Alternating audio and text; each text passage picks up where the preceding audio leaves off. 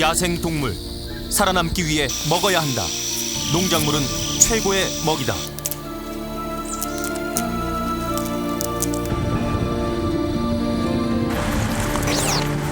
인간, 농작물 피해를 막아야 한다.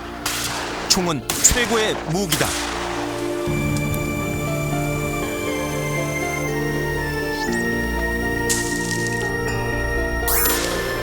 야생동물과 인간의 끝나지 않는 충돌.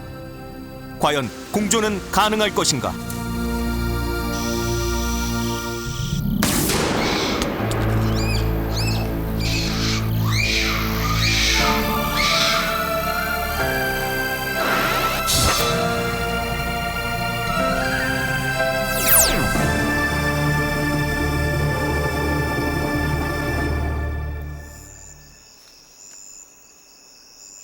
지리산 자락 경상남도 진주. 수확을 앞둔 누런 가을 들녘은 풍요롭기만 하다.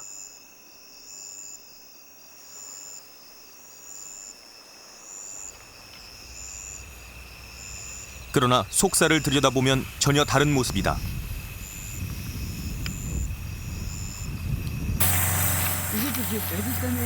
예, 내가 그랬어요. 왜 저가 왜 가고. 규모는 작지만 알찬 수확을 보장해주던 김숙자 씨의 노는 멧돼지 피해를 심하게 입었다. 얼마나 나락이 좋았대라고 예. 정상적인 벼나다를 찾아보기조차 힘들 정도다.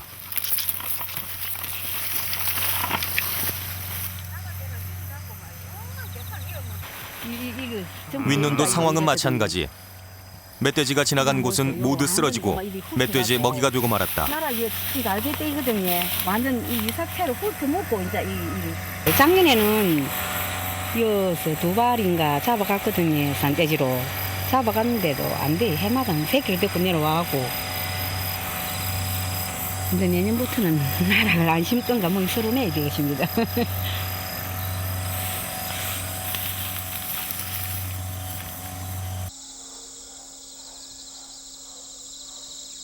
멧돼지의 공격을 받은 노는 그야말로 쑥대밭이다. 풍성한 결실은 고사하고 벼를 망가뜨린 자리에선 새싹만 자라고 있다. 물론 수확을 포기했다. 30-40m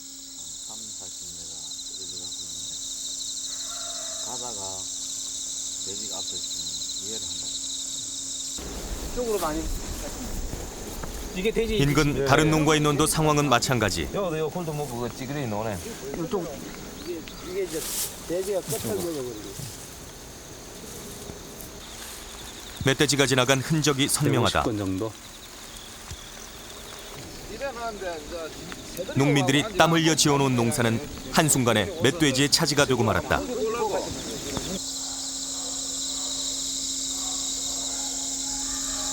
그는 돼지만 이렇게 지나다니가고는 이렇게 피해가 안 나고 이제 그 찐덕이 튼다고 언제 구분은 안 게나. 놀이터 그런 게나. 그 물만 조금 제재가 있으면 어서 구불고 그 이제 뭐 물탕질을 한다고 그러는데 그런데 가면 그만 완철단을 다 내비야. 물탕질하고 구불합이면. 멧돼지의 농작물 침입은 이제 농민들의 분노를 자아내고 있다.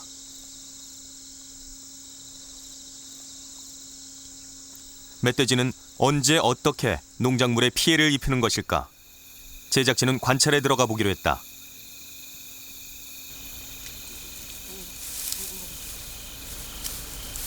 밤이 이슥한 시각, 산에서 들려오는 동물의 발자국 소리.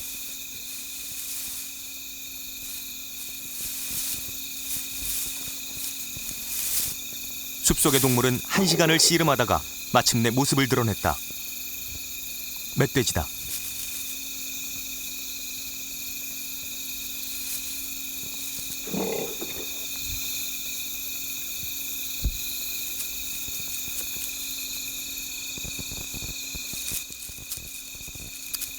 제작진의 기척을 알아채지 못한 것일까? 유유자적 어딘가를 향하는 멧돼지. 멧돼지가 간 곳은 바로 논이다. 그런데 한 마리가 아니라 2마리다. 익숙한 일인 듯 벼를 먹기 시작한다.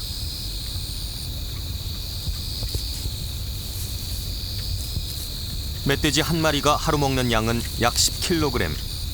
멧돼지는 닥치는 대로 벼를 훑어먹는다. 멧돼지 입장에서도 가을엔 충분히 먹어두어야 한다. 그런 의미에서 노는 영양분을 보충하기에 제격이다.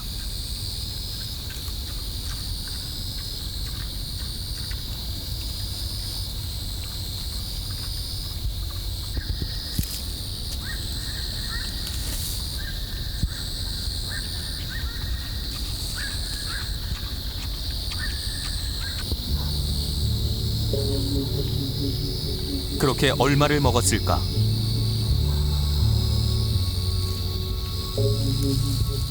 벼로 배를 채운 멧돼지는 제 안방인 듯 바닥에 앉아 잠까지 청한다.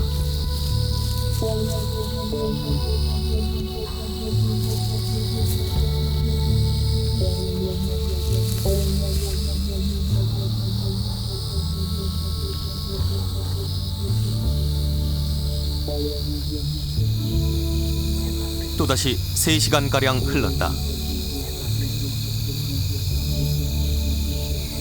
모든 것이 잠든 새벽녘. 멧돼지는 자리에서 일어나 논을 빠져나간다. 배불리 먹고 잠까지 잔 멧돼지. 멧돼지에게 이보다 더 좋을 순 없을 것이다.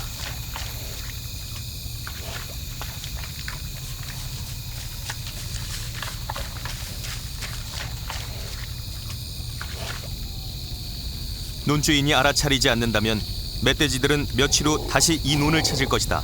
좋은 먹잇거리가 있기 때문이다.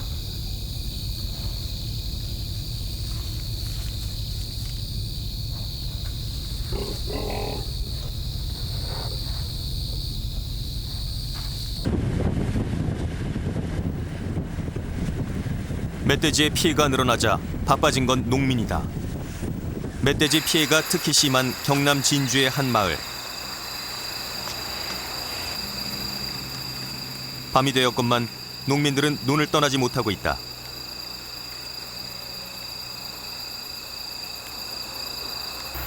지금 멧돼지 때문에 나와 계십니까? 어머. 멧돼지 어떻게 하고 있습니까?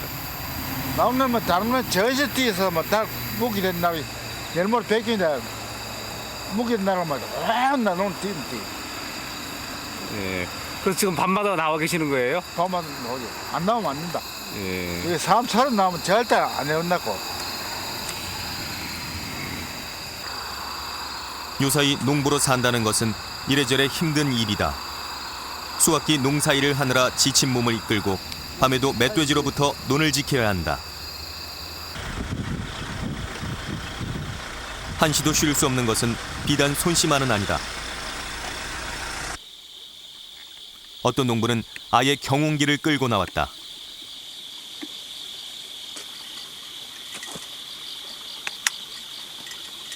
내 논이 열이 있어놓은 게, 딴 사람 오래 솔도 못 나오고, 내 혼자서 기다리고 있는 거지. 이 앞쪽 논에도 그 피해를 줬습니까? 앞에 많이 왔어요. 그러고 나서 이제 내가 지킨다, 이제. 성문갑 씨는 경운기에서 잠을 청해가며 벼를 지키고 있다. 벌써 10일째다. 이렇게 해야만 벼를 한 톨이라도 더 수확할 수 있기 때문이다.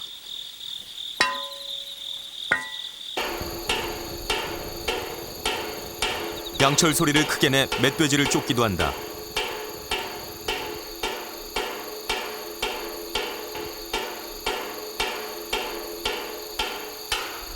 온 식구들이 하우스를 만들어 기고하며 밤새 논을 지키고 있다. 농민들은 이래저래 불철주야 논을 떠나지 못하고 있다.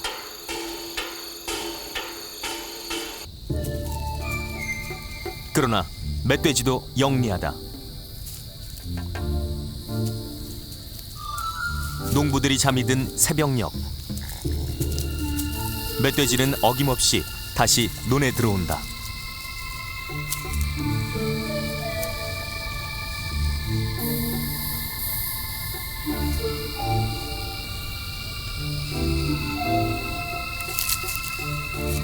후각이 발달한 멧돼지는 사람이 있는지 없는지 용케 안다.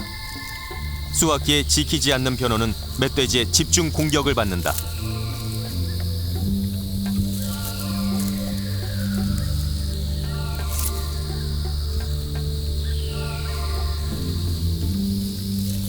실컷 배를 채운 다음에야 숲속으로 들어간다. 쫓고 쫓기는 농민들과 멧돼지의 시속 게임. 언제 끝날 것인가?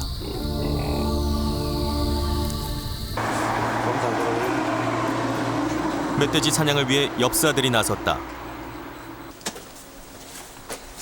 농민들의 피해 신고가 늘어나자 군청에서 포획 허가를 내준 것이다. 연천 지역의 엽사들은 멧돼지 사냥을 효율적으로 하기 위해 차량까지 개조했다.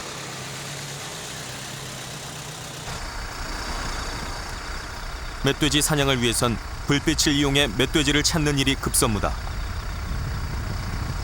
운전, 조명, 엽사 등 3인이 한조거대 멧돼지 포획을 한다.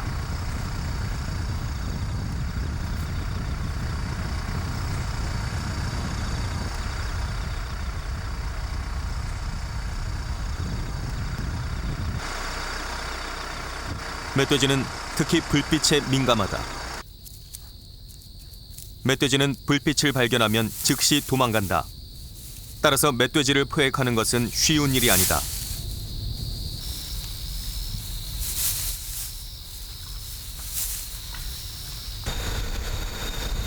멧돼지를 찾기 위해서는 밤새 돌아다녀야 한다. 밤에 멧돼지를 만날 확률은 서너 번. 2시간 후 다시 멧돼지가 포착됐다. 엽사들은 멧돼지 가까이 접근을 시도한다. 즉각 사격에 나서는 엽사들. 자, 올라갈 때 때리고. 이번에는 명중하는 데 실패. 얼마 후 인근의 또 다른 지역.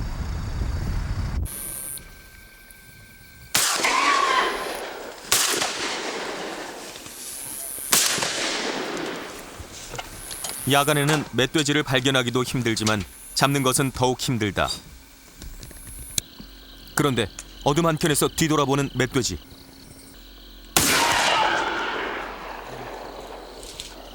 그러나 총을 당해낼 멧돼지는 없다.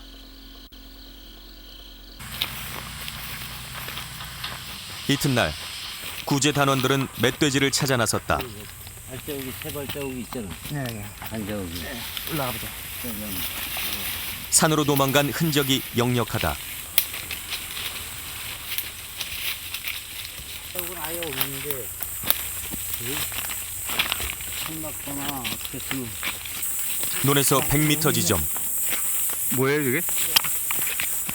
멧돼지네. 멧돼지다. 논을 망가뜨린 멧돼지는 죽음으로 구제단 앞에 다시 나타났다.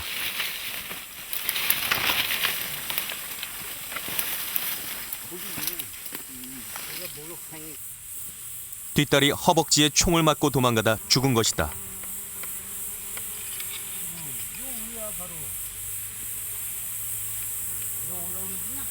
그 목욕을 한다고 그러죠. 지능 목욕을.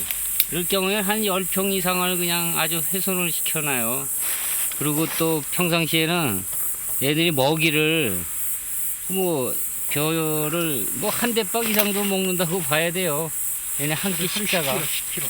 그러니 하루 먹게 되면 한 10여 킬로 이렇게 먹으면 거의 한 말 정도를 이상을 먹는 건데, 그러니 피해가 많은 거죠. 작은 게 이런데 큰 돼지들은 사실 더 피해를 준다고 봐야죠. 피해를 주던 이곳의 멧돼지는 사살하는 데 성공했다. 하지만 멧돼지의 농작물 피해가 멈출 수 있을까?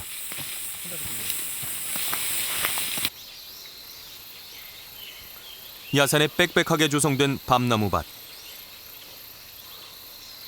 이곳도 멧돼지 피해로 골머리를 앓고 있다.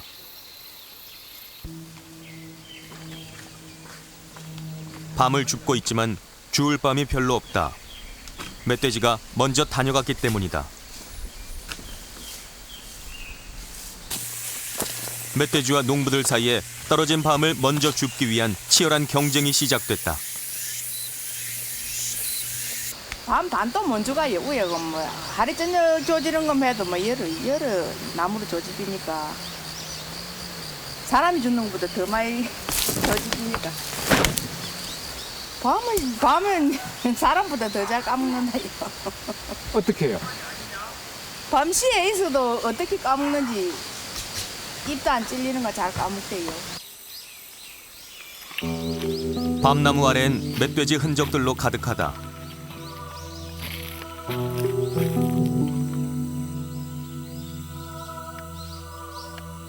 멧돼지들은 밤만 주워 먹는 것이 아니라 밤나무 주변 땅까지 파헤쳐 버렸다. 지렁이나 벌레를 잡아먹기 위해서다.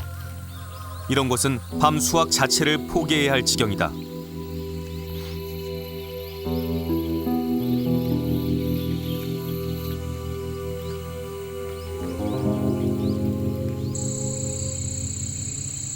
지리산 자락 진주의 한 감나무 농장. 감나무를 야산에 대규모로 심어 놓았다. 이것도 멧돼지 피해로부터 예외가 아니다.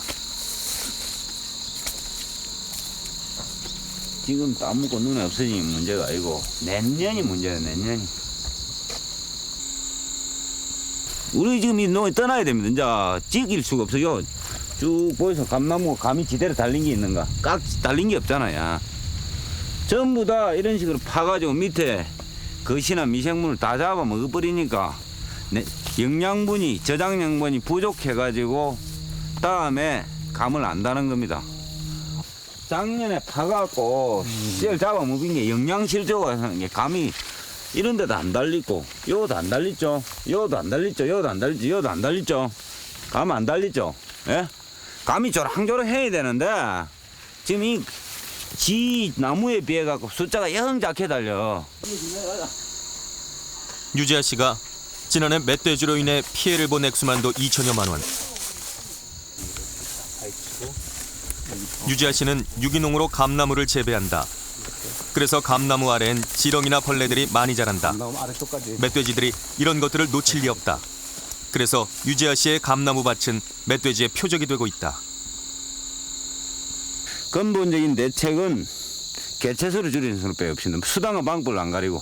나는 요 자력구제 하거든요. 자력구제하고 요 포수들은 뭐 유해조수 구제만 해 가동을 하는데 총 고마 포수들 며칠만 안 설치면 고마 와 바로 와가 끌십니다 돼지가.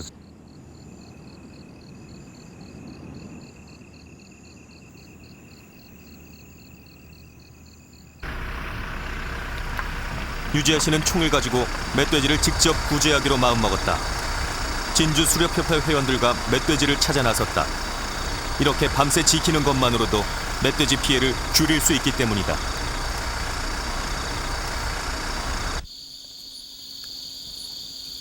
순찰을 나선 지 5시간째. 멧돼지가 모습을 드러냈다. 감나무 옆에 있는 밭이다.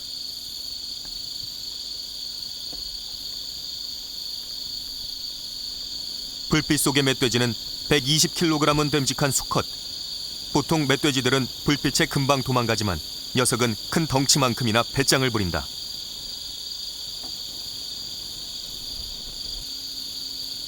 몰래 접근을 시도하는 엽사.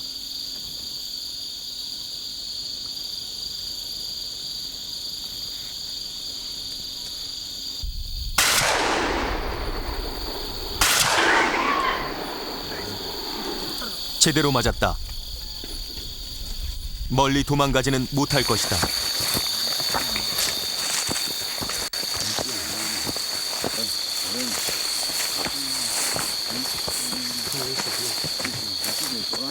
수색한 지 20여 분. 멧돼지가 발견된 곳은 산 아래 도랑.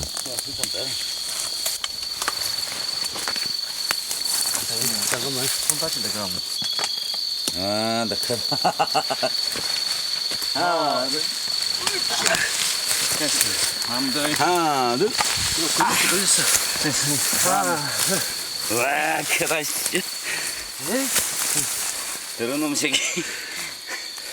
에이, 더러운 놈 새끼.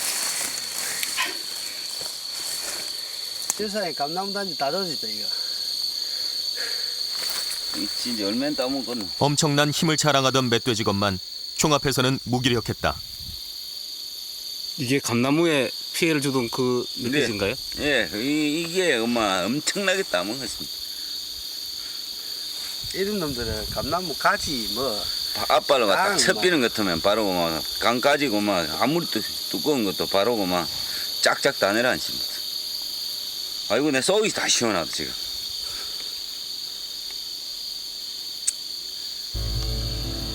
물러설 수 없는 충돌. 농민들은 농작물 피해 때문에 울고 멧돼지들은 무자비한 총앞에서 죽는다. 그렇다면 멧돼지들은 왜 위험을 무릅쓰고 농작물에 침입하는 것일까? 멧돼지들이 서식하는 그런 야산 지역을 그 반밭이라든지 다른 그 농경 지역으로 활용을 많이 했고, 그다음 안정된 그런 그 서식 지역이 과거에 비해서 많이 좁아졌기 때문에 거기에 대한 그 먹이 자원이 부족해가지고 민가 쪽으로 내려올 수 있는 그런 그 위험성이 높아졌고요. 그다음 멧돼지들이 그 계속 그 수렵을 해서 피해를 그 개체수가 조절이 됐지만은 또 일부 지역에서는 그 개발에 의해 가지고 어느 지역에 집중적으로 안정된 지역에 몰리는 현상이 일어나 가지고 인적이 드문 산간 마을은 멧돼지의 집중적인 공격을 받고 있다. 옥수수 농사를 짓고 있는 강원도 평창의 한 마을.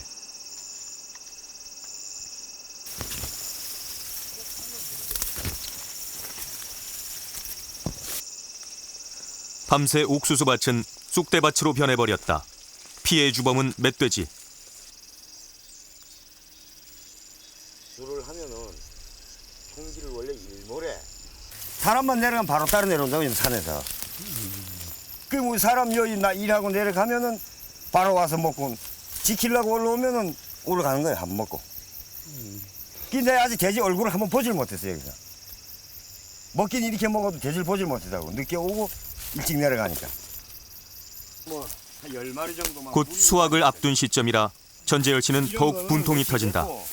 멧돼지가 한 번 들어오면 밭 전체를 못 쓰게 만든다. 이런 건 어제 먹었단 말이에요. 이렇게 이제 꺾어가지고 다 씹어놓잖아요. 이렇게 따가지고 씹어놓고 다 먹지도 않고 그냥 몇 입 먹고 또 꺾고 또 꺾고.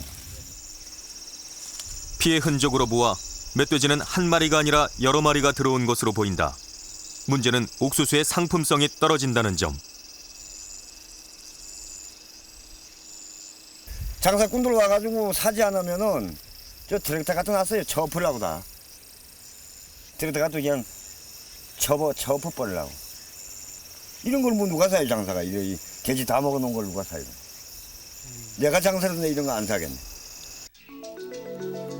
최근 들어 멧돼지로 인한 피해액이 증가하면서 포획 허가도 늘어나고 있다. 특별관리동물로 지정된 멧돼지는 수렵과 유해 조수구제를 통해 연간 2~3천 마리가 포획되고 있다. 그러나 잡히는 수는 줄어들지 않고 있다. 왜 이러한 현상이 벌어지는 것일까?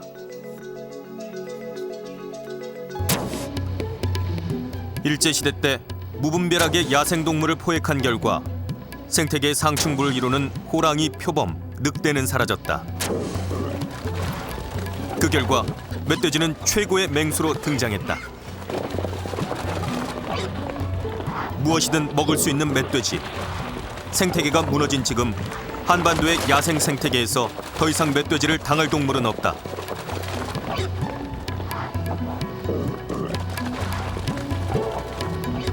더구나 멧돼지는 한 배에 10마리 이상을 낳을 수 있는 다산의 대표적인 동물.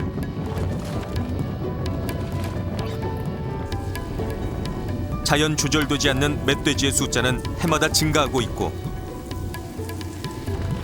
유일하게 인간만이 멧돼지의 수를 조절할 수 있는 상황이다.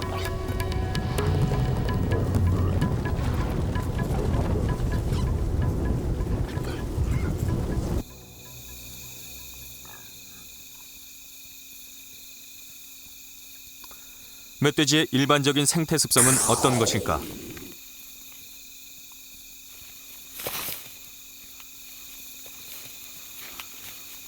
멧돼지 한 마리가 뭔가를 캐고 있다. 흙을 파낼 수 있는 힘의 원동력은 주둥이. 보이는 건 뭐든지 파낼 수 있을 정도로 강력하다.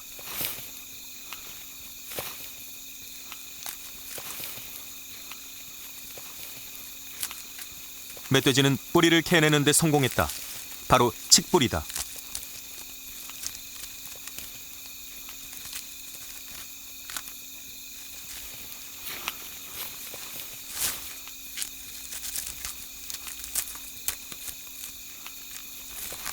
칡은 멧돼지가 가장 좋아하는 먹이 중에 하나다. 서식 조건이 좋은 곳의 멧돼지는 이처럼 산속의 열매나 나무 뿌리를 즐겨 먹고 산다.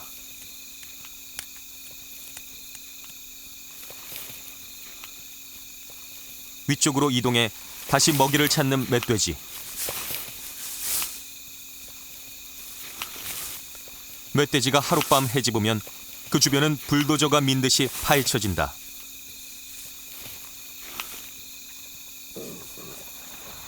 멧돼지는 2시간여 동안 실컷 칡을 캐먹고는 산속으로 유유히 사라진다.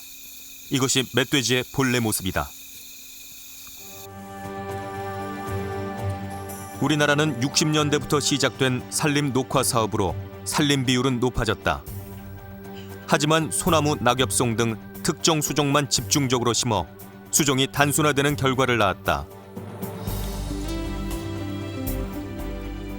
게다가 최근엔 야생동물의 서식 조건에 대한 고려 없이 감나무, 밤나무, 잣나무 등 유실수를 집중적으로 심었다. 그 결과 멧돼지가 농작물에 접근할 수 있는 가능성은 더욱더 증가했다. 여기는 지금 우림 숲이 잘 자연적으로 잘 돼 있는데 돼지가 잘 살고 있어요. 예, 잘 살고 있는데 문제는 뭐냐면 그 인간들이 개발을 하면서 이 천을 만들고 하천을 만들고 제방을 쌓아버리기 때문에 돼지가 내려올 수 있는 경로를 찾아냈습니다. 산에 있는 돼지들은 먹이군을 형성하기 위해서 분가를 사람처럼 자식들이 많아지면 분가를 내보내게 되면 돼지가 어디로 가겠습니까? 반대로 넘어가서 농작물로 손을 댑니다. 그럼 여기도 마찬가지입니다. 이쪽에 이렇게 개발을 했지만 여기 위쪽에 있는 돼지들은 지금 보시다시피 농작물에 내려와서 피해를 주는 저쪽 우리만산에서는 절대 이 농작물에 피해를 주지는 않습니다. 개발된 산에서 내려와서 이렇게 피해를 주고 가는 겁니다. 농민들의 생각은 한결같다. 멧돼지 숫자를 줄이는 것이 최상의 방책이라 생각한다.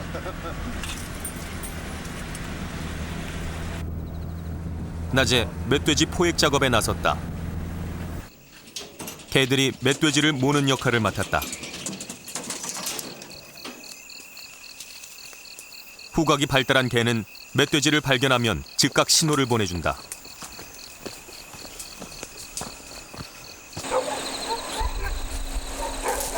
돼지는 일어났어요. 개를 투입한 지 10여 분 만에 멧돼지가 발견됐다. 온다.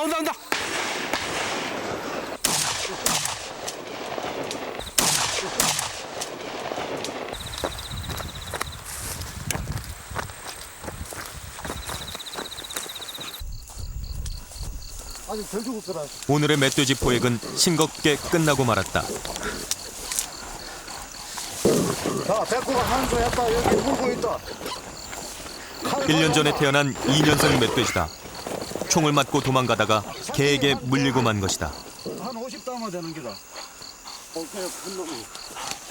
주변에는 암컷과 수컷을 비롯해 또 다른 어린 멧돼지들이 있을 것으로 추정된다. 그 많은 멧돼지로 인한 피해는 온전히 농민들의 몫이다. 죽었을 때 총 2방이나 맞았는데. 수렵이 안 되게 됐으니까는 못 잡아서 화 상태라서 밀려 나오는 것 같아. 그 고구마, 그다음에 그 논에 벼 타작하기 전에 고개 넘어갈 때쯤 돼서 그때 그 이삭을 다 뜯어먹는 거죠. 멧돼지와 사람의 충돌은 해마다 연례 행사처럼 벌어지는 전쟁이다. 서로 양보 없는 싸움이다. 그 책임은 과연 누구에게 있을까? 멧돼지 수가 늘었다면 얼마나 늘어났는지에 대한 정보도 없이 멧돼지 구제에만 몰두하고 있는지도 모른다. 개체수가 늘어났는지 안 늘어났는지는 사실 지금 그 유효수라든지 여러 가지 그 수렵에 해가지고 포획하는 멧돼지의 그런 영양 상태라든지 또 개체수에 관한 그런 그 매년의 정보를 몇 년간 모아가지고 분석을 해봐야 정확하게 그 개체수가 증가한 원인을 알 수가 있고요. 멧돼지만이 농민과 갈등을 빚고 있는 것은 아니다. 잣수하기 한창인 가평 충령산. 잣은 사람이 잣나무에 올라가서 일일이 따야 한다. 우선 장대를 가지고 잣송이를 쳐서 떨어뜨린다.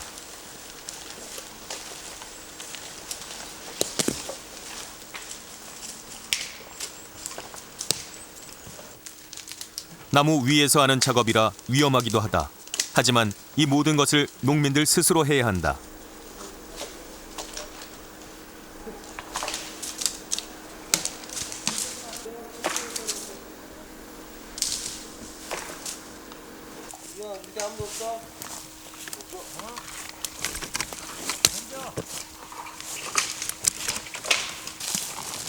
땅에 떨어진 잣송이 또한 사람이 직접 주워 담는다.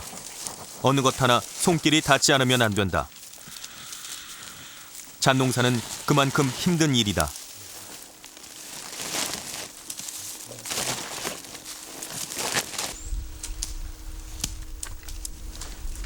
그런데 이 시기 잣을 따는 또 하나의 일꾼이 있다.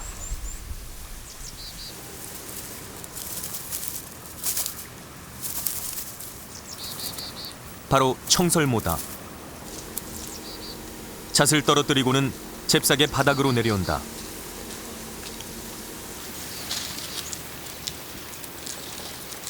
앞니가 발달한 청설모는 노련하게 잣을 깐다. 한 개 까는데 1분도 채 걸리지 않는다.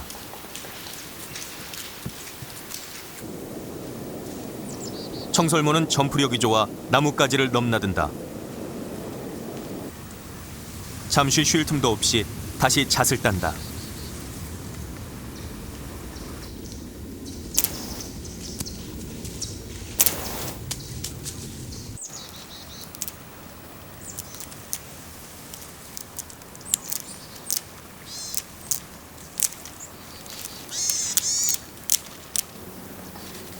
잣주인에게 들키지 않기 위해 주변 경계를 하는 것도 잊지 않는다.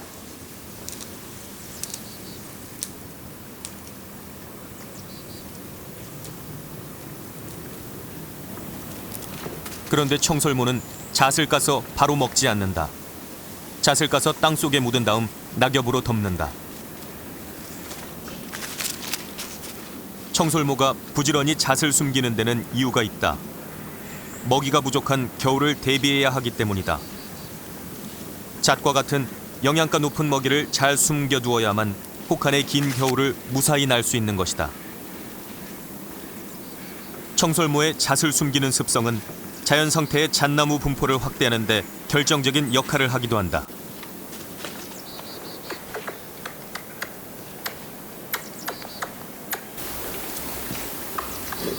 그런데 갑자기 경계음을 내는 청설모. 다른 청설모가 침입했기 때문이다.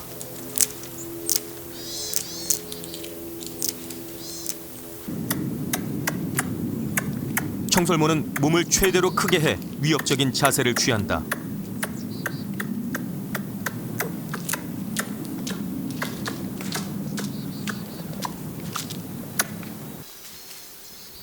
이에 침입자는 도망가는데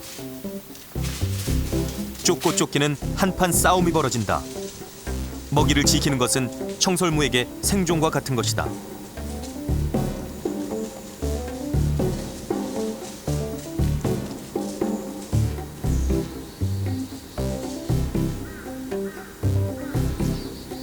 일단 침입자를 물리치는데 성공.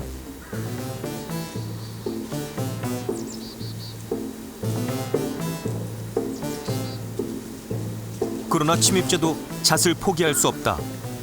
잣을 둘러싼 치열한 신경전으로 숲은 요란하다.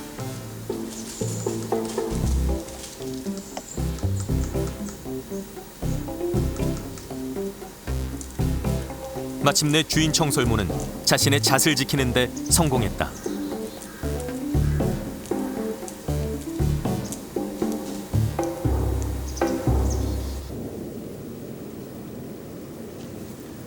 침입자를 물리쳤다고 청설모가 만만하게 잣을 딸 수 있는 것은 아니다.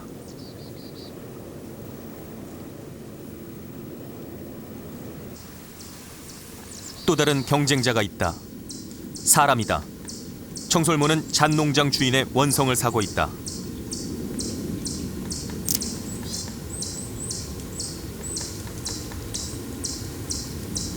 청설모 때문에 살 수가 없어요. 이 며칠 있으면은 잣을 다 먹어 해치우기 때문에 하루에 한 마리가 뭐 한 말 두 말 먹는다는 얘기도 있고 그러는데 아마 그 소리도 맞을 거예요.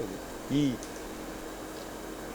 청설모 많은 데는 잣밭 들어가 보면은 다 딸 게 없어요.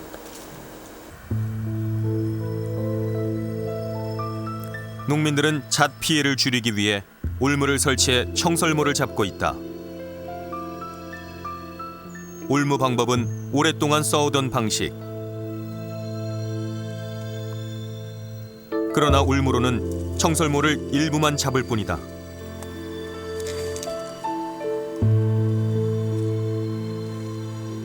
너무 손실이 커가지고 지금 임의로 그냥 올무를 놓고 지금 잡고 있는데 그걸로는 택도 없어요. 택도 없고 다른 어떤 방법을 생각을 해야지. 그렇게 해서는 그 많은 청설모를 워낙에 그 번식력이 굉장히 좋거든요. 청설모가. 그래가지고 저희가 올무만 놓고는 감당이 안 돼요. 그래서 그 많은 청설모를 잡을 수가 없어요. 청설모로 인한 피해를 받고 있는 또 다른 곳, 충북 영동. 영동은 우리나라의 대표적 호두 재배지 중에 하나다. 청설모는 알이 연글어갈 무렵에 호두를 제일 좋아한다. 호두알을 손쉽게 소나기 위에 넣은 청설모는 은밀한 곳으로 이동한다.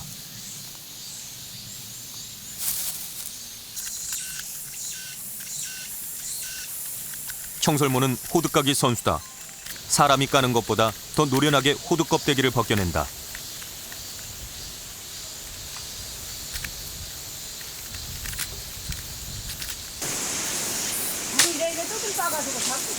장대로 후려쳐보지만 청설모는 끄떡도 하지 않는다.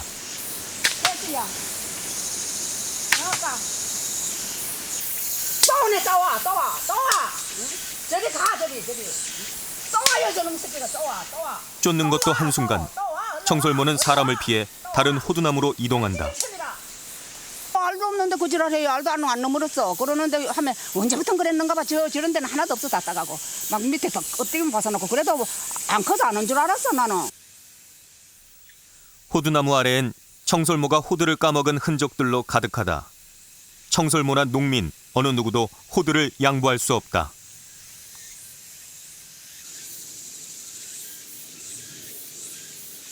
대책을 세워줘야 돼, 이거. 큰 문제라, 이거. 이거 한번 보세요.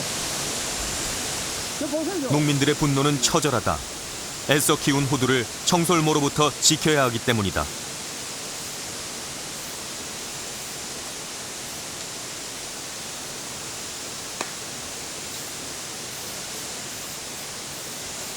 청설모도 생존 경쟁에서 살아남기 위해서 먹어야 한다.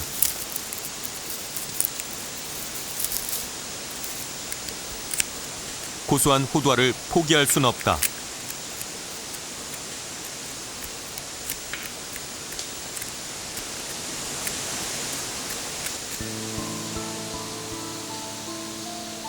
농민들은 궁여지책으로 청설모가 올라가지 못하게 함석을 대기도 한다.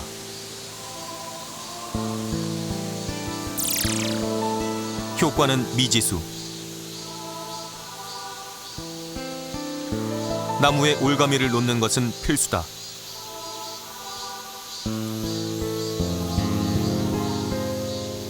끈적이까지 등장했다.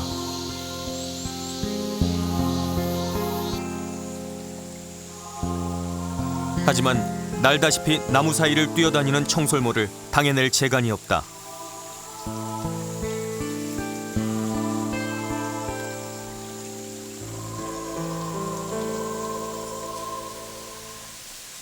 농민들은 결국 총을 들었다. 호두를 지켜내기 위한 최후의 방책이다.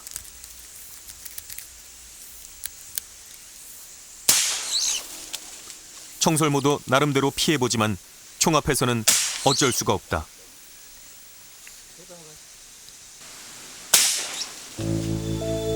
심지어 청설모 한 마리당 3,000원에서 5,000원씩 현상금을 걸어놓고 대대적인 소탕 작전에 들어갔다.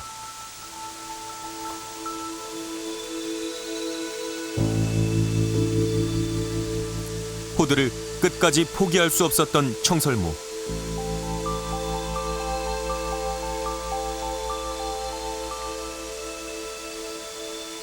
그 대가는 비명조차 없는 죽음이다.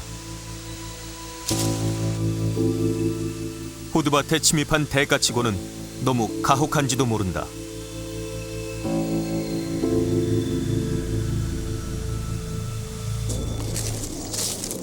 잣농장에서도 청설모와의 전쟁은 시작됐다.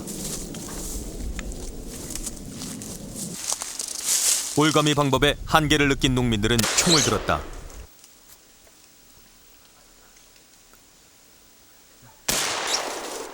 총 앞에 청설모는 무기력하다.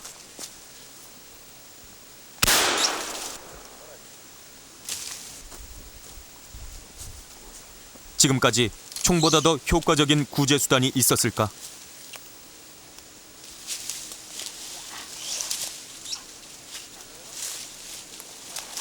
잣을 둘러싼 청설모와 농민의 충돌.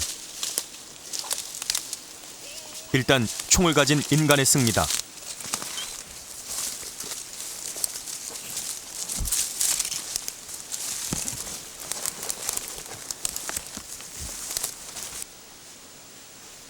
잣은 농민이나 청설모 모두에게 생존에 관한 문제다. 잣을 지키려는 농민, 잣을 먹으려는 청설모.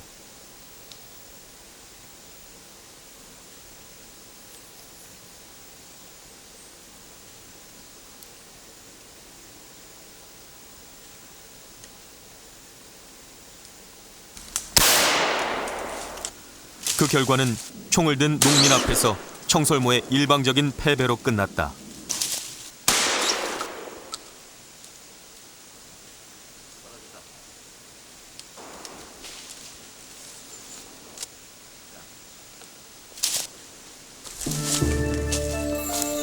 총을 통한 야생동물 구제. 인간의 승리는 언제까지 갈 수 있을까? 인간이 숲을 개간하기 시작하면서부터 시작된 인간과 야생동물의 갈등. 함께 산다는 것은 힘든 일일까? 공존의 새로운 방법에 대한 모색이 절실한 시점이다.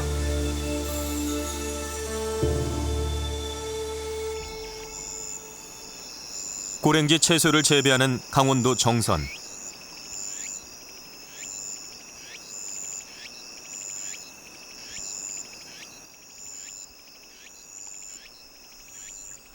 몇 년 전부터 채소 농사를 하고 있는 김승필 씨는 또 다른 원인으로 인해 골머리를 앓고 있다.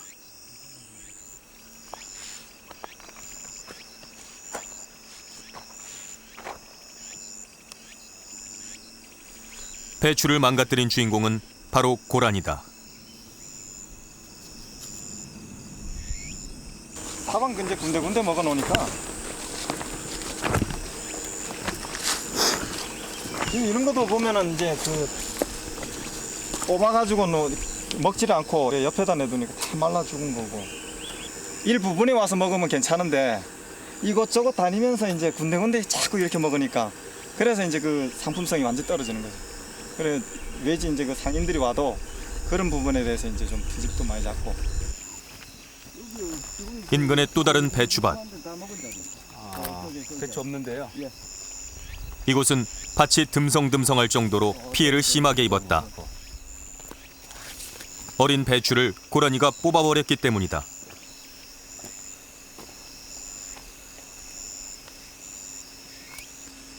이 정도면 업자들이 사줘갑니까? 안 사죠 뭐 이 정도. 그럼 어떻게 해요? 키워나 보는 거죠, 심어놨지. 내가 장사를 누가 이거 사겠어요. 싹싹 뽑아제켜 놓은 자리가 싹. 고랭지 채소는 상품성이 최우선이다. 지근식 씨의 경우처럼 배추의 질이 떨어지면 제값을 받지 못한다. 그래서 고라니는 더욱 원성을 사는 것이다. 고라니는 실제로 채소밭 피해를 어느 정도나 입히는 것일까? 고라니가 배추밭으로 들어오는 시기는 크게 두 번. 배추를 막 심었을 때와 배추의 속이 찼을 때다.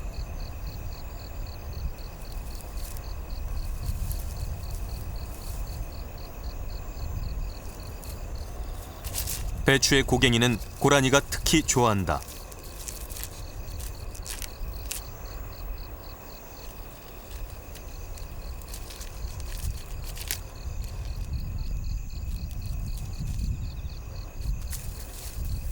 이 배추밭엔 2마리나 들어왔다.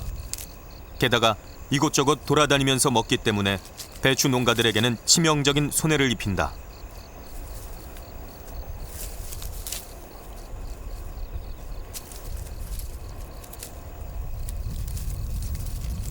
한 번 오기 시작하면 매일 저녁 들어온다. 이 고라니는 벌써 일주일째 이곳 배추밭을 떠나지 못하고 있다.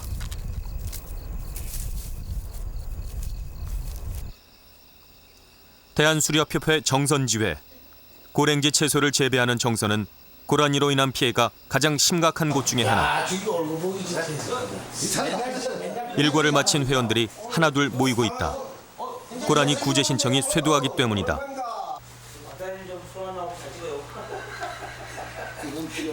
고랭지 배추가 한창인 7, 8월은 구제 신청이 하루에 서너 건씩 들어온다. 인건 야산이래. 이건 나가 출하될 때까지 파니까. 뭐 같은 어리 지난해 수렵을 풀어서 했는데도 많은데 지금 우리 허가 건수가 176건 정도. 거의 한 180건 정도 납니다. 그러니까 전년도 대비 작년도 수렵을 하기 전에도 한 이 정도 됐었어요. 그런데 작년에 정선군이 수렵을 풀어가지고 수렵을 하고도 올해 외조서 상당히 좀 줄을 것이라고 생각을 했는데 상상하려 이쪽엔 고랭지 채소가 많다 보니까 똑같은 숫자가 수렵을 한 거나 안 한 거나. 밤 9시만 되면 조를 짜서 출동을 한다. 무나 배추 등 채소가 있는 곳은 모두 불을 비춰본다.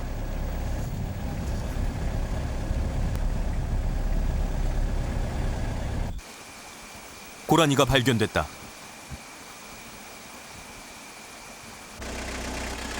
거리가 멀어 차에서 내려서 접근한다.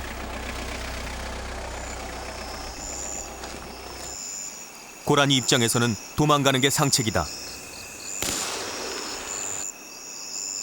총을 맞은 고라니. 무사히에 몸을 숨겨보지만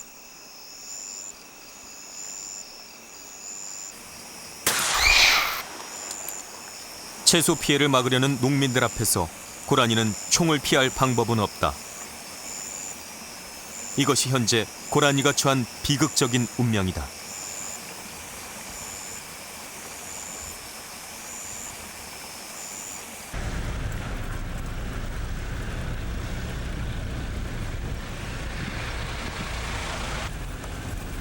불빛을 비추다가 고라니가 가까이서 발견되면 차 안에서 직접 쏘기도 한다.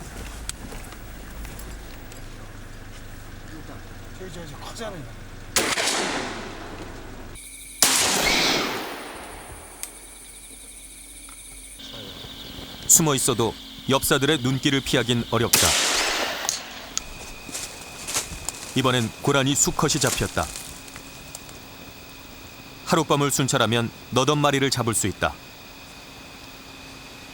봉사활동하면서 좀 힘이 들어도 그래도 1년 농사를 짓는 농작물 다 망쳐놓는 농민들보다야 덜 피곤하죠.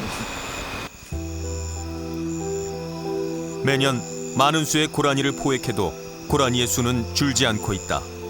또한 고라니가 농작물에 들어오는 것도 멈추지 않고 있다. 왜 이러한 현상이 벌어지는 것일까?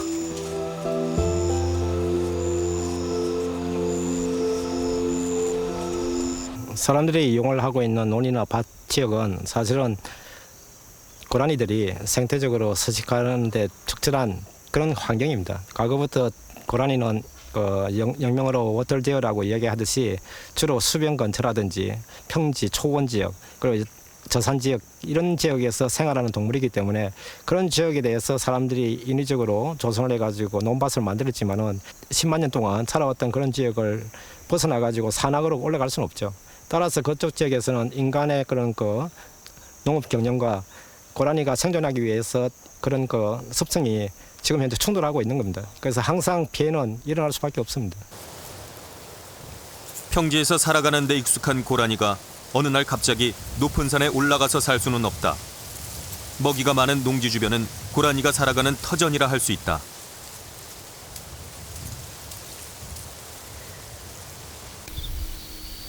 그래서 고라니가 사는 지역은 언제나 사람과 가까운 곳.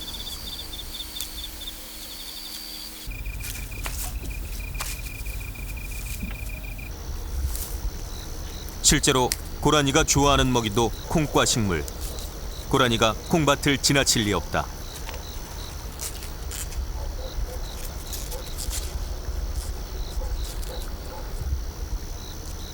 가을철엔 여러 마리가 한꺼번에 콩밭에 들기도 한다.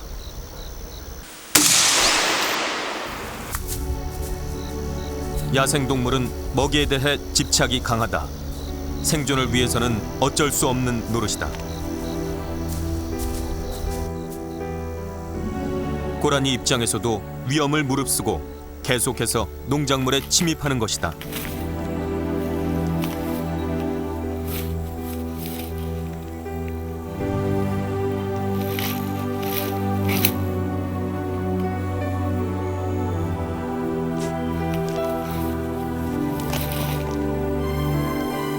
이미 인간의 땅이 돼버린 농작물에 침입한 결과는 죽음이다.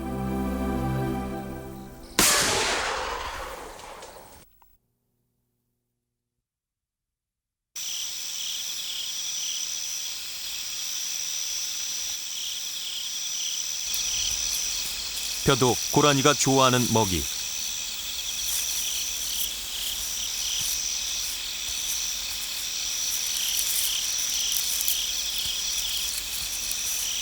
고라니는 결코 논을 포기할 수 없다. 수확철에 잘 익은 벼 나달은 혹한의 겨울철을 대비해야 하는 고라니에게 아주 중요한 먹이원이기 때문이다. 벼는 탄수화물이 많아 에너지를 축적하는 데 제격이다.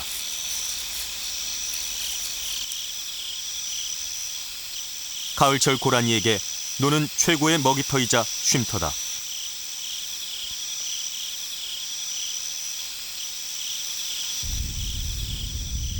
농민들도 더욱 바빠진다. 벼를 지켜야만 하기 때문이다. 양보할 수 없는 충돌은 계속된다.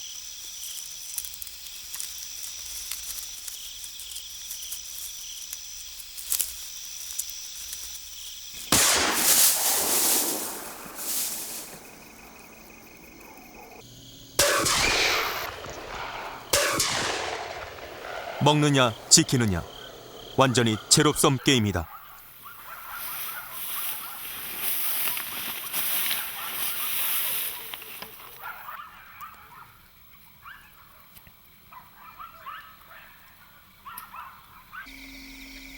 농민 입장에서는 한 마리의 고라니라도 그냥 둘 수 없다.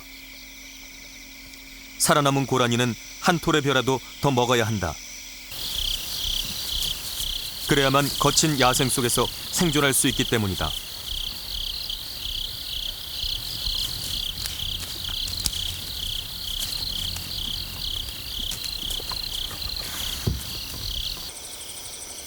야생동물에 대적하기 위해 인간이 선택한 최후의 무기는 역시 총이다.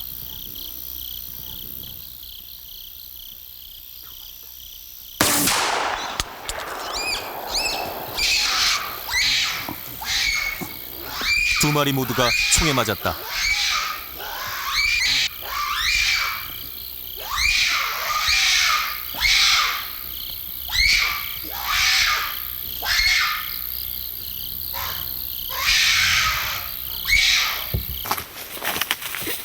아직 목숨이 붙어있는 고라니는 발버둥치지만 구원의 손길은 없다.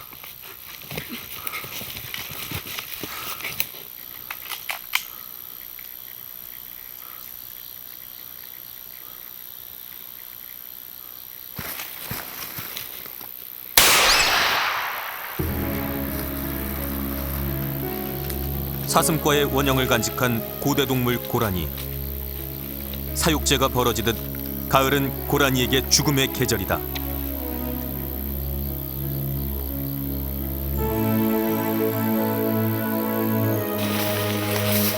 고라니의 포식자인 호랑이 표범. 여우 늑대를 없앤 것은 다름 아닌 우리 자신이다. 이러한 생태계 파괴로 인해 고라니의 수가 증가하고 그 피해는 우리 자신이 고스란히 떠안고 있다. 야생동물과 인간이 함께 어우러져 사는 진정한 공존의 길은 없는 것일까?